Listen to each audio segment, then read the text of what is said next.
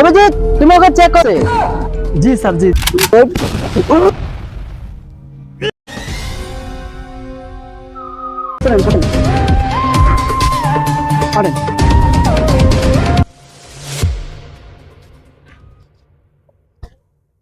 এই আপনাদের ব্যুরো? হ্যাঁ এটা আমাদের ব্যুরো।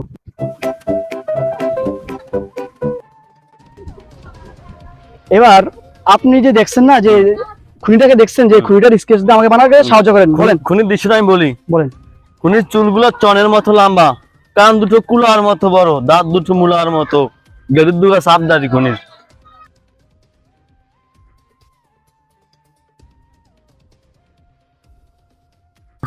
ঠিক আছে আপনি এখন আসতে পারেন, যান। ঠিক আছে স্যার, ধন্যবাদ। ঠিক আছে।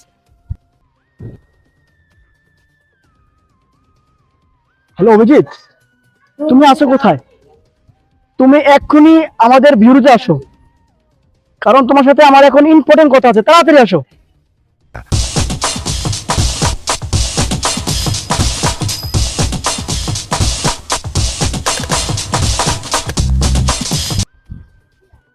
তো তাড়াহুড়ো করে ডাকের মানে কি?